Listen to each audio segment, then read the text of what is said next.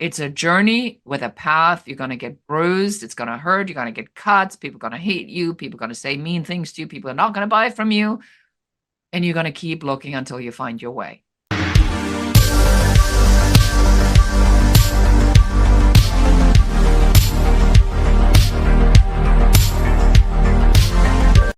All right, Beate, welcome to the Wire to Wire podcast. It's great to have you on.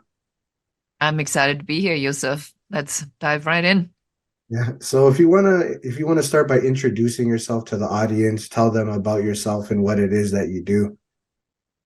I'll be happy to. So my name is Beate Chelette. I'm known as the growth architect, and I work with a lot of visionaries, thought leaders, people that have often big ideas, and I help them land planes by developing them the process, strategies, and ideas on how to grow their authority and scale their impact. Okay, perfect. And you do have quite an impressive resume and a firm understanding of business. And I'm looking forward to the many insightful things that you'll be sharing in this episode. But I want to go back in time for a moment. If you can talk about, your beginnings and then how you actually got started in business. Yeah, so my origin story begins in Germany. I'm a first generation immigrant, so I grew up and lived in Germany and started my career in Germany. I was always the kid that kind of like, they said a lot, talks a lot in class, and I don't think I behaved as well as I was expected to. And I was also not the smartest. And now looking back, I understand why I wasn't the smartest because I just don't think that following rules, just doing what everybody else has always done is that appealing to me. But I struggled in school a little bit. And so I went from the higher level school into the middle level school. And then I did an aptitude test. And in the aptitude test, they told me that I should be a roofer because I liked to be outside and I liked to carry, I didn't mind carrying stuff. I was young and healthy and I wasn't afraid of heights. And so the aptitude test came up with something really absolutely idiotic. I mean, not that there's anything wrong with roofing, Yusuf, but it really wasn't exactly my idea of a profession. And from there on, I became a photographer and did work a lot outside, definitely schlepped a lot of gear. And there was a moment where I'm on a glacier in Switzerland and a helicopter brings an Audi Quattro on the mountain. And as the helicopter, comes up the blades and the sounds comes, and I'm thinking to myself, I'm outside, I'm schlepping stuff. I'm definitely not afraid of heights. I'm doing exactly what the aptitude test said I should be doing. It just wasn't the right interpretation. From there on, I went into the magazine world, and then I decided to immigrate to the United States. And then my journey here began. Okay. And coming, from Germany to the US, right? Would you say that there was a bit of like a culture shock for you in terms of having to adapt, or was it kind of a seamless transition for you? No, there was no seamless transition. It's a huge shock. I think the biggest thing, it's interesting that you asked this question. I don't think people have asked me this question much before. I remember one of the biggest things that really stood out for me. So in Germany, when you are admitting to a mistake, you are going to be punished. And because then you made the mistake, you admitted to making the mistakes, and then you have to face the consequence. In America, when you say, I made a mistake, people suddenly say, that's okay, we're all human. I'm like, what? What? The wrath of God is not bestowed upon me, and I have to suffer until my children's children's children will be perpetually punished for something that I did do.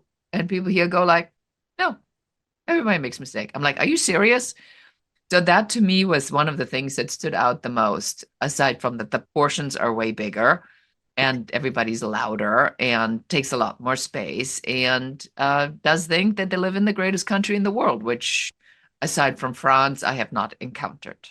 Mhm. Now that's interesting. That's quite the transition. And so as as I was looking into you and what it is that you do and doing my research, I did come across like a portion of your bio where you mentioned, you were a single mother, you just told your story about you immigrating to the US.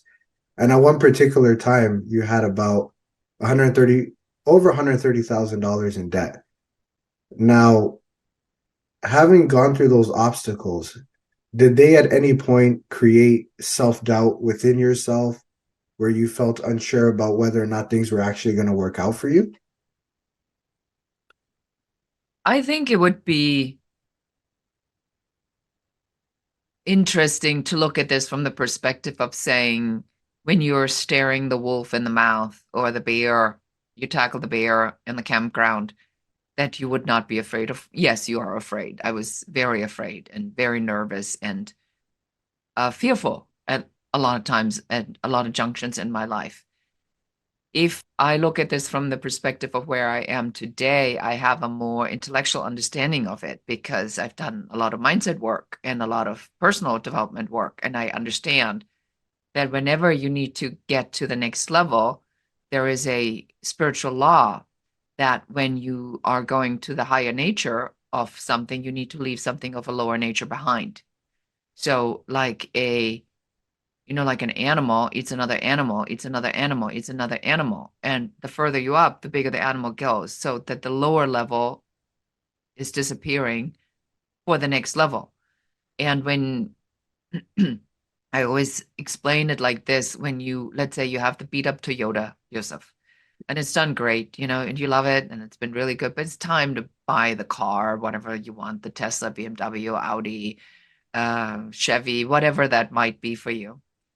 In order for you to park that car in that parking spot, you're going to have to take that Toyota and you got to let that Toyota go because you're putting that new car in. And there's this area of, man, it's been such a good car. It's treated me really well. Am I doing the right thing? It's so much money for a car. It's still driving. Should I be spending this kind of money on it? But I love the way it makes me feel. I've always wanted one. So you got all this dialogue in it. So it's the same concept. You have to let something go of a lower nature to go to something of a higher nature. And I think that that's just what happens when you are in these moments where you are completely out cold and people don't know this or they don't understand how these laws work. Is that when you are in this and you feel that complete sense of loss and hopelessness and fear, and this could be at any time in your life. It could be a divorce, it could be a job, it could be a challenge, it could be not having money, it could be just having made a lot of money. But these things, as you step into that next level of your life, keep coming up. And because you're letting something go, there's fear because you don't know if that next step is going to work, but you have to let that go before that other thing. Between the Toyota and whatever the BMW, there's going to be a period where somebody picks up the Toyota and there's nothing there before the new car comes in because you can't drive two cars at the same time. And so that's the period to just start to get a little bit more comfortable with. And that's very difficult. Yeah, and I agree. And I think that kind of speaks to like making sacrifices sometimes, right? That to Yeah. get to that next level in life, you might have to give up something. I think in the book, it's by Napoleon Hill, I believe, Think and Grow Rich. He says there's no such thing as something for nothing, right? So there is sometimes that trade-off. So for you in your journey, right, what would you say was that momentum shift, right? Like what would you say was that turning point or that momentum shift that put you on a different trajectory towards, reaching that next level for yourself? It was really a point that was simple in its concept. It was complete surrender. Because when I was under $35,000 in debt and I flew to Germany to visit my dad to drum up some business, my father had a stroke, but my father didn't have a stroke. My father had pancreatic cancer and he dies in 6 weeks. And now I'm at this funeral in Germany of money I don't have. And while I'm at the funeral, I get a phone call from my office in Los Angeles that we've just been served a notice and I'm losing the house. Now, I didn't own the house, but I rented a home that was large enough so I could run my office. But because the building had been sold, the handshake agreement I had with the previous owner of running a home office was not accepted by the new owner. And so he threw me out while I'm at a funeral in Germany. And there comes this moment where you surrender because you have to look at, I have done everything. I can't work any harder. I can't do anything else. I can't do more. So I have to let this go because it's not my plan anymore. Like I've done everything. There is no bank I can call. There's no money I can make available. There's literally nothing. And you literally have to surrender and said, fine, I can walk away from this now and say, at least I don't drown in a puddle. I'm going to drown in the ocean. At least it's worth it. And I surrendered to that idea that I needed to surrender to God, spirit, universe, whatever you want to call it, some other energy, because it was outside of my control. I could not do anything else. And that's when I got a letter from the White House.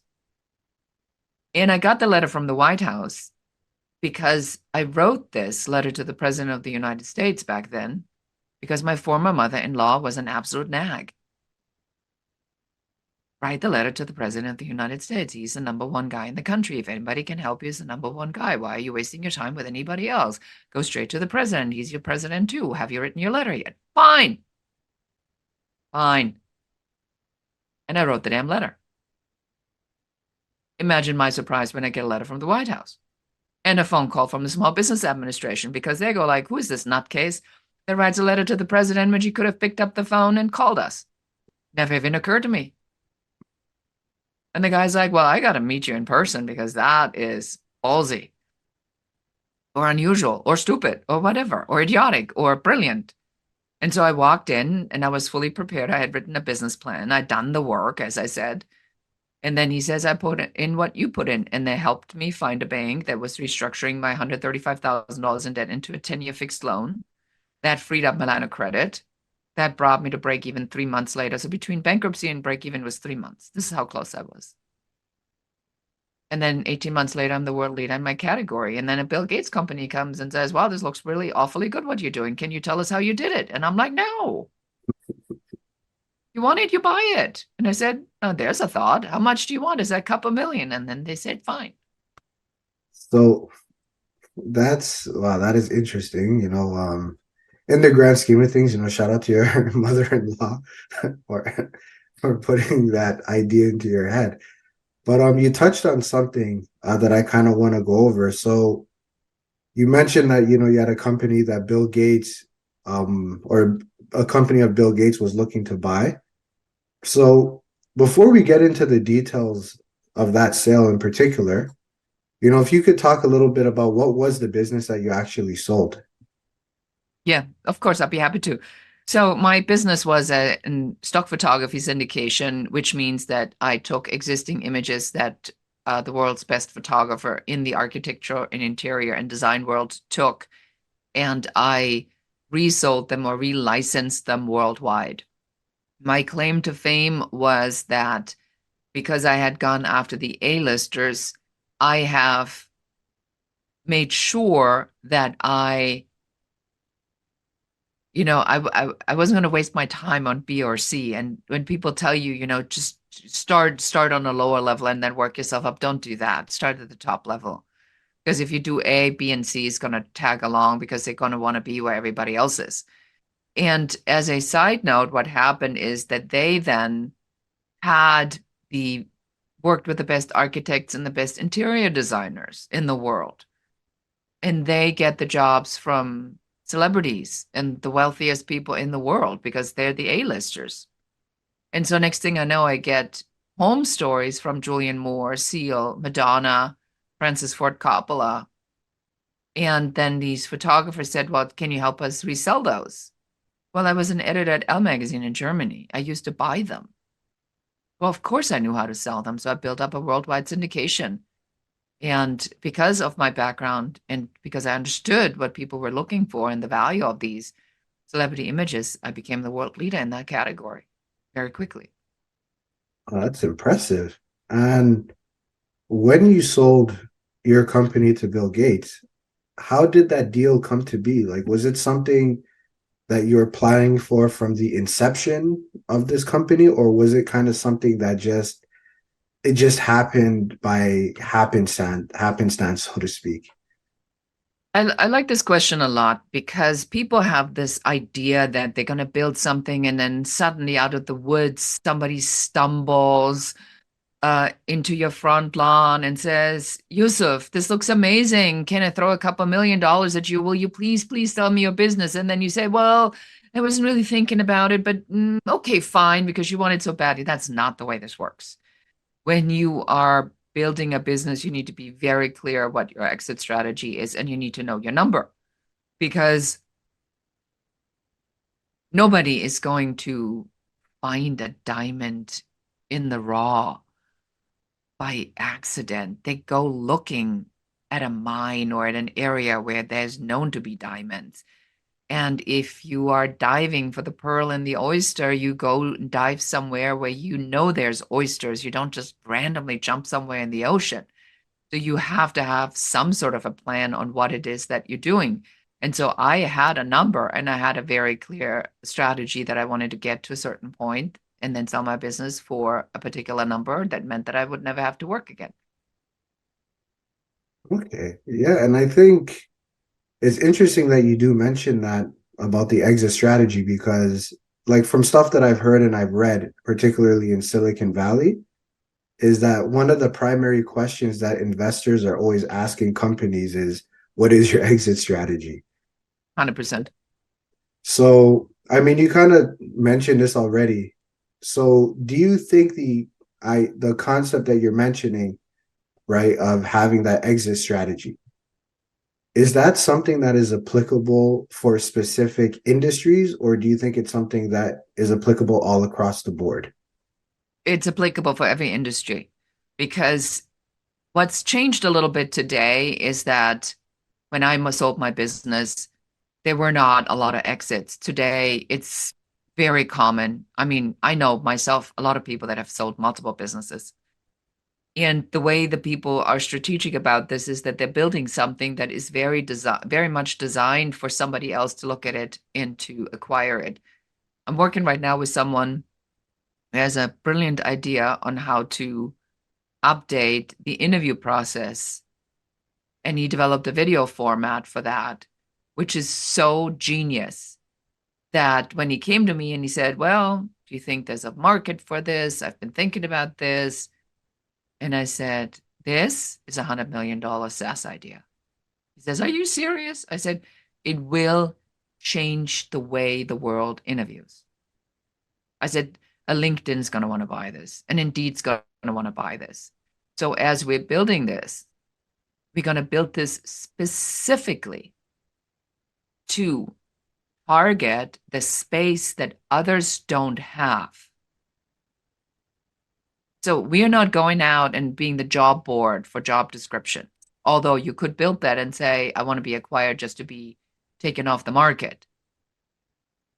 But it's better, and that's a strategy. Or you say, I have a piece of the pie or the puzzle these guys desperately need to have a better product, which is what happens after the Indeed resume comes. Would there be a way to make that better? And then that becomes a very sellable idea, and it's going to be a very quickly sellable idea. I think he just needs to get to a prototype proof of concept, and I think he'll be already able to sell that thing. I'll probably be hearing about this in Forbes the next year or so, perhaps. If I have anything to do with it, yes. I'll be keeping my eyes and ears open. So I like the conversation so far, and I think you're in a great and unique position to be able to answer this next question that I have for you. Because you did mention, obviously you're an entrepreneur and that you're also had a stock photography company, right? So you definitely have that creative element to your entrepreneurship.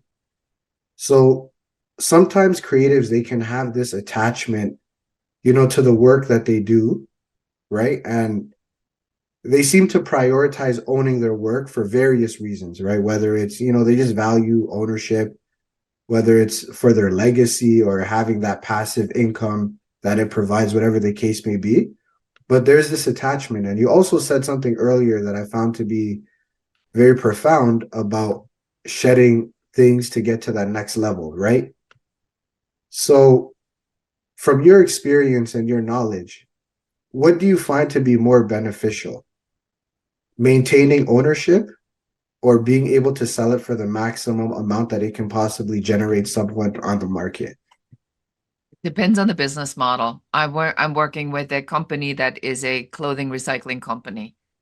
And I truly believe that in this particular industry, there is an industry leadership position available for this particular company. And the goal of this particular company is a family-owned business. That's their value. That's what they value. They want to build this so that the kids, the cousins, the uncles, the brother or sister, all over the world, there's somebody here, somebody there, somebody there, there's somebody here in Los Angeles. That's their model. They are probably not going to sell that because that's not the model that is designed. And they are not looking at this from an exit strategy. They're looking at this from a legacy perspective. And it has no other reason than that's the model. And that's my job as a business strategy and consultant to get that clear when they come in the door and say, well, what are you trying to build? And when I talk to somebody who says, I want to make sure my family is taken care of, and then their family is taken care of, and then their family is taken care of, then we built this very, very different. Then we built a business that where somebody says, like in this other example I had where we want to build a SaaS product that we could, of course, bring to the market as its own SaaS product, but who needs another SaaS product? It would be better if that was already incorporated in another person's SaaS product. So we build it that way that it could be so that it has the validity, but that somebody can say, oh, it's already a SaaS product. We have a SaaS product. All we do is bring that over here and we're good to go. And then that is set up for that. So the question isn't so much, is it better or not? The question is, what do you want? What matters to you? Some people want to cash out. Some people want to make sure their families are taken care of. Some people want to make sure that they are, it's a lifestyle business. Some people want to get there the fastest possible way and then never work for the rest of their lives again. It really depends. Some people go like, I want to, find a formula and keep repeating that over and over again. The question isn't so much what's better, but what's right for you. And for that, you need to work with somebody who can help you to figure that out. Now that makes sense. And yeah, that's a good response to that because that definitely reframes the way that I was kind of viewing it. And, obviously for someone such as yourself who sold a business, who now consults with different businesses, right? One of the common things that we always hear is that, it's just business, it's nothing personal. But at the same time, we do know that in practice, a lot of like business, a huge portion of it is relationship based, right? So, from your experience, how important is it to create, cultivate, and maintain relationships when it comes to business? So this is really a two-sided sword, if you so want to. So one side of this is relationships are everything. You are going to be judged by your relationships. Unless you want your tombstone to say, here he lies alone. And it may not say anything, and you may not have a funeral because nobody gives a damn. Because you were such a dork or jerk that nobody wants to be around you, and nobody shows up for your funeral. So you're just some ash on some ground and you forgotten. That's what that means when you do it by yourself. So relationships are everybody because our legacy lives in the eyes of other people. So you have to make a decision on whether or not that's important to you. And the other portion of these types of things always are, again, it goes back to what is it that you want? What is it that you want? What matters to you? And business is personal, but then it isn't. And then Matt Ryder gives me this great example that I interviewed on my show, the Business Growth Architect Show. And he says, when you go in the supermarket and you pick up an avocado, you look at the avocado and then you put the avocado down and you walk out without buying the avocado. So the store manager is going to run after you and says, why did you insult me like that? How dare you not take my avocado? I can't feed my family. My staff is insulted. This has been the worst experience of my life. It says nobody ever. You just didn't want to make guacamole. You thought about it. You looked at the avocado. You said, I don't feel like it, too much work. You put it down. You haven't even given it another thought. That's not personal. That's a personal decision you made. It's not against the avocado, and it's not against the store or the person who put the avocado on the floor. So I think we need to get very clear about some of these decisions are because people are just not there. And there's no urgency for them to make a decision.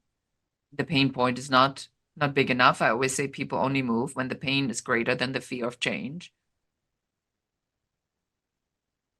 Or they are okay with where they are at. And so that part is not personal. That's on them.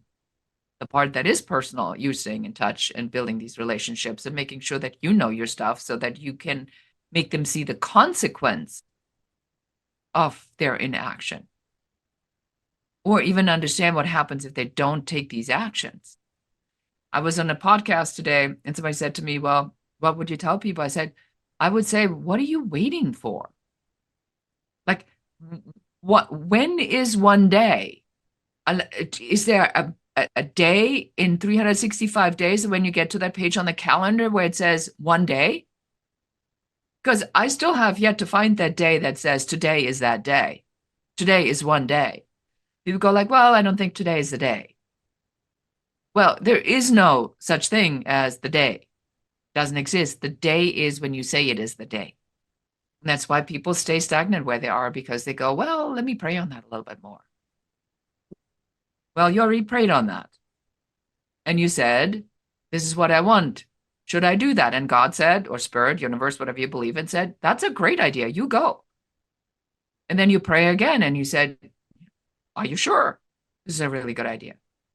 So you keep asking the same questions over and over and over again. And guess what? You're going to get the same answer.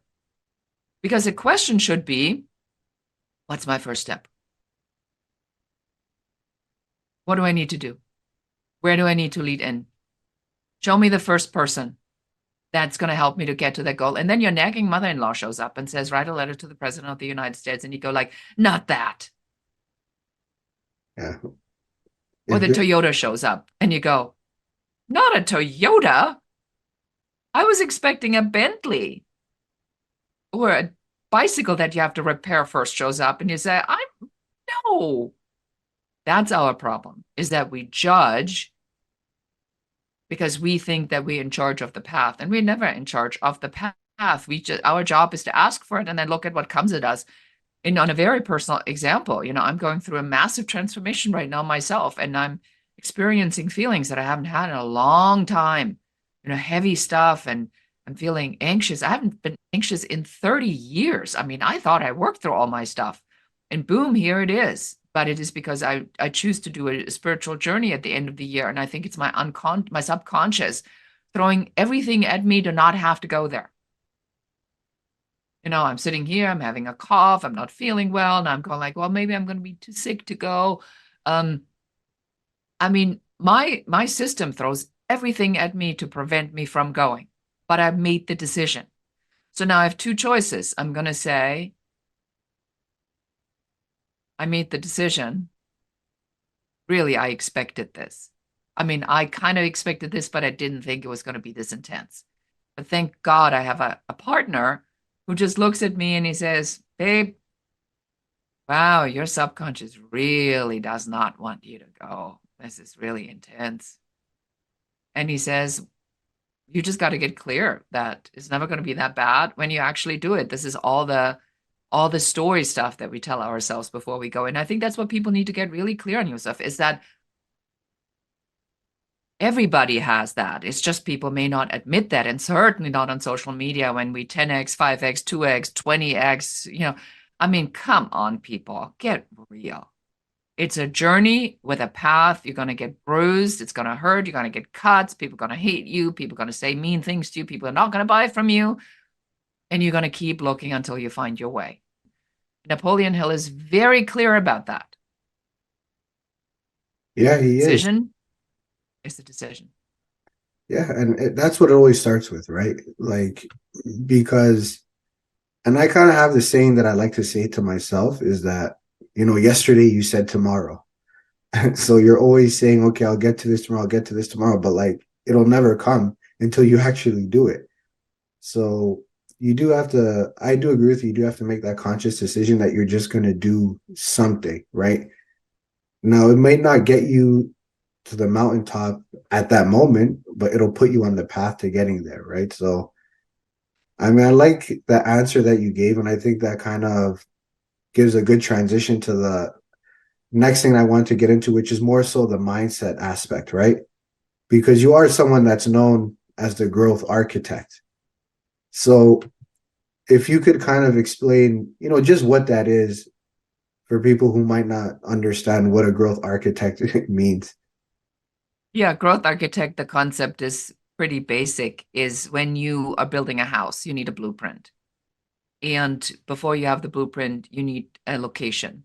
And before you have a location, you are going to need to understand how many people are going to be at your location, how many people are going to be living in this house. Are you going to be building a wood cabin, a modern house, a 3-story? Are you going to showcase that? Are you going to work from your home? What are you exactly building?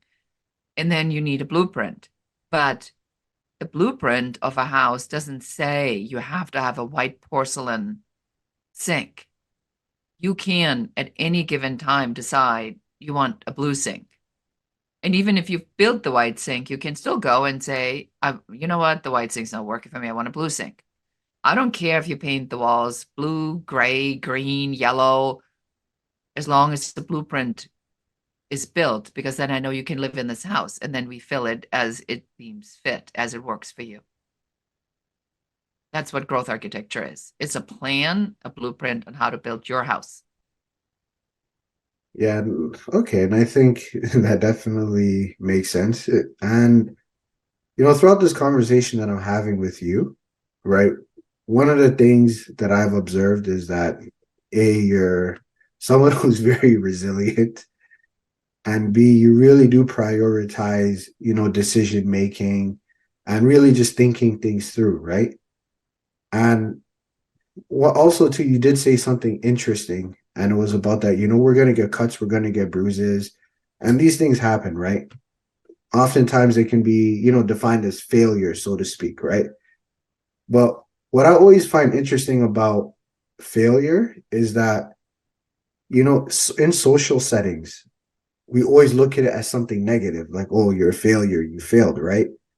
But when you get into the personal development space, and you make a conscious decision that you want to be successful, failure suddenly looked at something as positive, like it's a good thing, like it means that you're putting yourself on the path to being successful, right?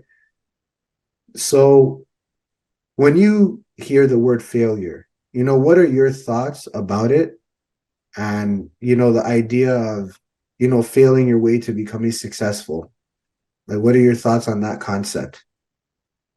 I think that everybody needs to fail as fast as they possibly can. And I tell the story when it goes around failure that you want to compare it to the car that you're driving with a GPS, and it keeps telling you that there's a system upgrade and you need to update the GPS.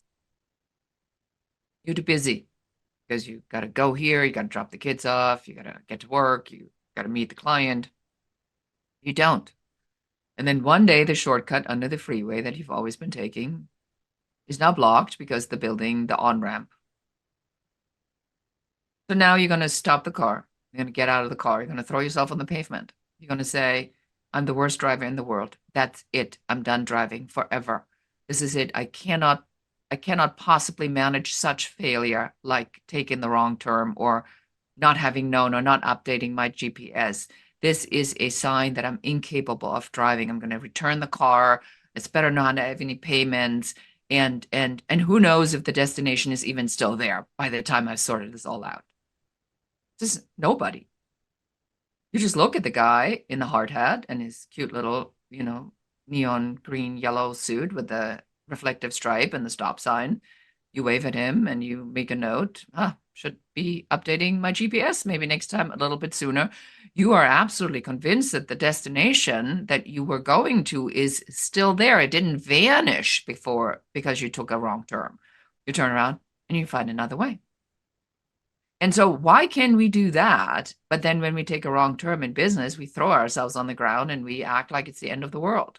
So, you have to have that really clear in your head and to say, I just eliminated a dead end. Find another way. Yeah, that's that's a very good way of looking at it. And when you look at how far you've come, your present day now, and even towards the future, right?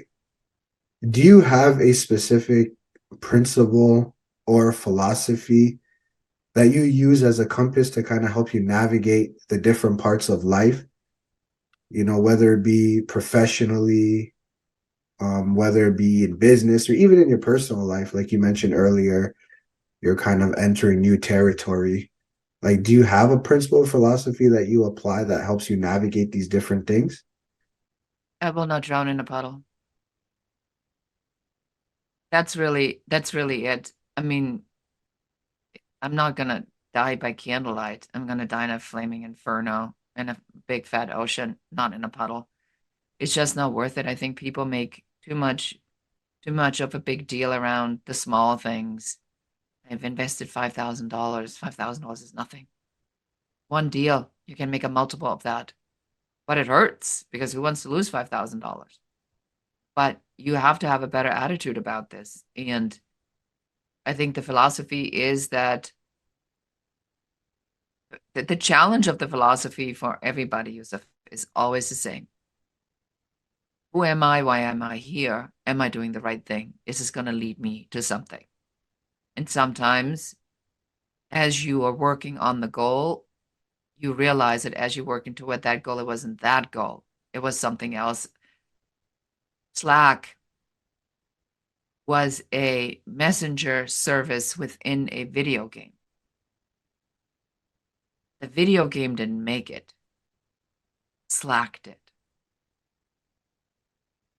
Wow, I did not know that. Wow.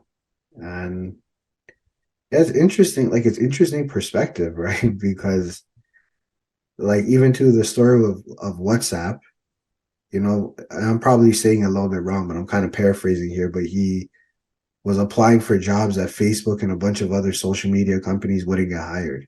But then Facebook buys it for billions, right? So that's very interesting. You will not drown in a puddle. I like that one. And the headline is couldn't get a job. Yeah. So the headline is couldn't get a job for the life of it. But that dead end then led to the thing that led to the thing. And I think that people misunderstand that. I'm not going to make any quandaries around that. This part is the hardest part because when you're in it and you're out cold and it's dark and you're in the valley of despair. So if you look at the psychology of change, there is a valley of despair. So there's the enthusiasm when you decide you make the change, and then stuff just goes wrong. And then you end up in the valley of despair and you go like, that's it. It's not meant to be. I can't. You either stop or you push through. But the valley of despair is the deciding factor. And everybody I know who's become very successful has to fight their way through the valley of despair. You make it out of that one, you're good. But that's where 90% of people give up because it's too damn hard. Yeah. It's it's a battle within you, right? Oh my goodness. Truly. You'll be the we will be our own toughest opponents that we'll ever face. Fear. And the best thing that you can do is do the opposite of what everybody else does. So if everybody else is hating on each other, then be the one who loves.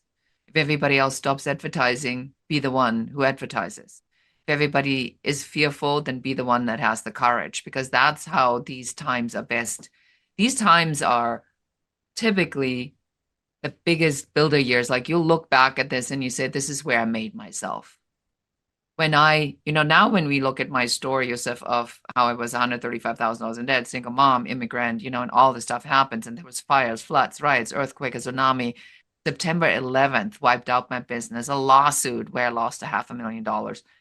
And it just kept coming. And people go like, well, aren't you going to give up yet? How much? I mean, you kind of like have every excuse on the planet now to give up. I mean, that's not normal. But I didn't. But then look at how my ship came in. So we ultimately make the decision. And I truly believe that the harder path, or the greater the hardship, or the greater the risk, or the greater the courage you need to come up with, the bigger the reward will be. But you have to have the stomach to make it through. And you may not, it will look many times like you're not making it. And even though I'm, in everybody's book, a successful person, I still have the same feelings over some of the things that I'm doing, because the next step is always bigger. I'm going to places I haven't been there before, because I'm still in my personal evolution and transformation. I'm doing just the same amount of praying and saying like, where do you want me to go? Where am I best impacted? My daughter had a baby, so I'm a grandparent, which in itself is shocking. And how does this affect what matters to me now? Where do I want to spend my time? Do I want to continue working weekends like I've done for the last 40 years? I really don't. But does it affect my outcome, or does it just affect something else? And what is my belief system around that? I think that's my message really to everybody. Is like, you got to be very honest with yourself and aware of what you actually doing. These are spiritual concepts. These are principles that rule the world. And in the world, there is no wait and see concept.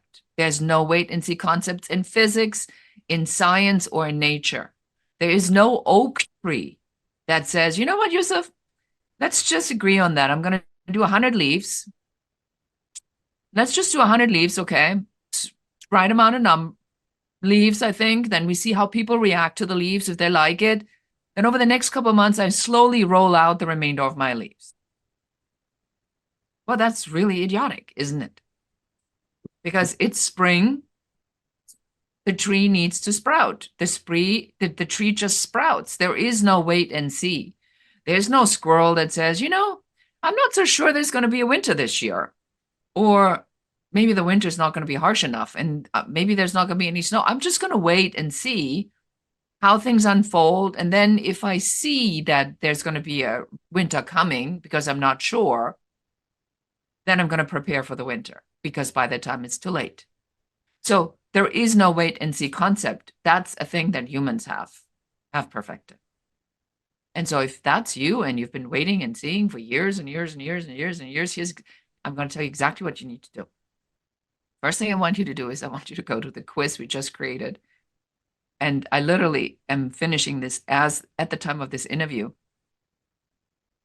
because I was thinking about this. How am I going to tell people that it's time for them to stop waiting? And I said, if I tell them what they can actually earn with their skill, not in this internet marketing 5x, 10x, 4-hour work week, I leave this to the other guys. But what if I take their numbers and their experience, and I'll create a mathematical formula and I'll calculate it for them? So I did that. So I launched the quiz. It's where you can find it at whatsyourtalentworth.com. Whatsyourtalentworth.com. Very easy to remember. And take that quiz and it'll give you a number. And now you're going to look at a number that gives you your actual realistic earning potential, depending on how much years of experience you have, the scarcity. There's 5 factors that play into this. And then you're going to look probably at a number between $150,000 and $750,000. And then my next question to you is, what are you going to do about that? You're going to wait and see? Those are not my numbers. Those are your numbers. So if you yourself then know that's the number you can make based on these current market conditions, what's your excuse? And that's kind of where I am. I think that's where my role is really shifting toward right now, is to provide the swift kick in the arse, if you really want to know it. And I'm feeling it already after this episode. Like, I'm actually curious. I want to take that quiz myself. You should. And I'm curious to see what the number is. No, Because then when that's your number. I didn't give you those numbers. That's your number. And then that number stares you in the face. What are you going to do with it? I'm gonna reach out to you and tell you the number. That's the first thing. Yeah. Please do. Please And do. then I'm gonna figure out how to attain that number. But Exactly. and congratulations on becoming a grandmother by the way, Beate. That's I can only imagine, the kind of feeling that is.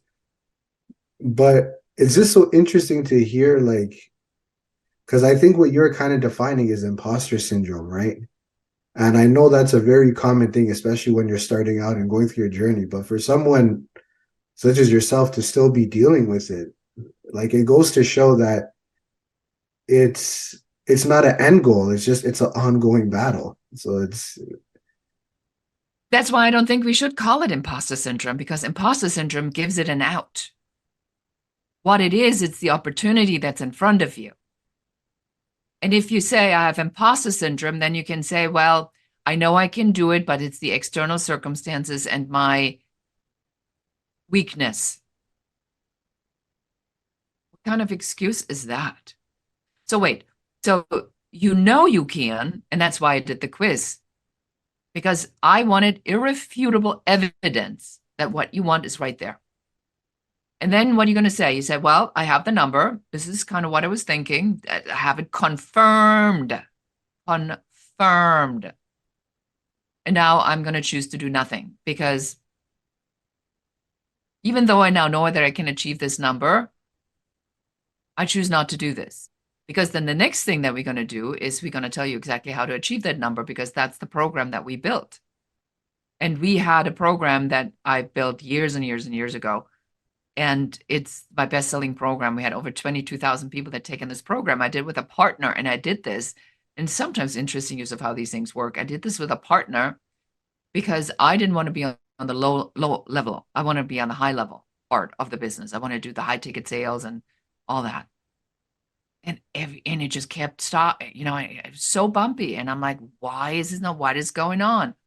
Then I thought about it, and I'm like, but I know how to build business. And then when I build them, I can grow them and I can scale them. Maybe I'm missing that entire first step. And then we went back to this first step, and I looked at it, and I built a whole 12-week program. And again, it's all based on market conditions. Turn your talent into a business. What do you need? You need six modules to tell you what to do. And then you need 6 modules on how to do it. And then you have your number, and in 12 weeks from now, you could have that model all flushed out. So I wanted to be the excuse eradicator. You have the number, the path is there. It's it's not a high ticket item. So now what? What excuse are you going to have now? Would it be valuable if somebody says, I can make $775,000, which this one gentleman did, and it's an accurate number for him. And then he invested in the $3,000 program, because $3,000 to have a plan to make $775,000 seems like a pretty good ROI to me. Yeah, I would agree. And that's how you have to think about it. But then there's no guarantees. The only guarantee you have is what you're gonna do. And I think that's where I am right now in sort of these transformations. There's always an amount of anger or frustration, because you go like, I did all of this work to get there, and now I had to take another hard turn again. Why? Well, because market conditions require me to do that. But is it a market that I understand probably better than anybody else? The comeback story. I mean, that is my story 13 times over. I know this better than most people. So we'll see. Yeah. Beate, I could probably talk to you all day about this, because there's so many different layers and directions the conversation could go. But I think we've covered many great things. I definitely think that you shed a lot of light on important topics that people will listen to and appreciate. And I personally want to thank you for coming on the show. I appreciate you coming on. Where can people find you, and how can they connect with you? Yeah, so of course you're all going to go and take the quiz now at whatsyourtalentworth.com. Look me up under Growth Architect or Beate Chelette. The website's growtharchitect.xyz. And if you've heard something and you say, I really, really need to speak to her, go to uncoverysession.com. Make sure you mention this podcast so we can get you priority treatment. And while we are at it, please, will you do us a favor? Go wherever you pick up this podcast, give this podcast a 5-star review and write a little comment. Comments are really, really critical for the engagement piece. It tells people that this is a valuable podcast, and then share this with one other person that needs to hear what we have talked about today. Drop into my DM, say hello, share what you've taken away from this podcast. We are all in this to help each other. Perfect. Yeah, and I'll make sure I link everything in the description of the episode as well, so people will be able to find it. But Beate, thank you so much for being part of the show. It was great having you on. Thank you so much for having me. Take care until next time.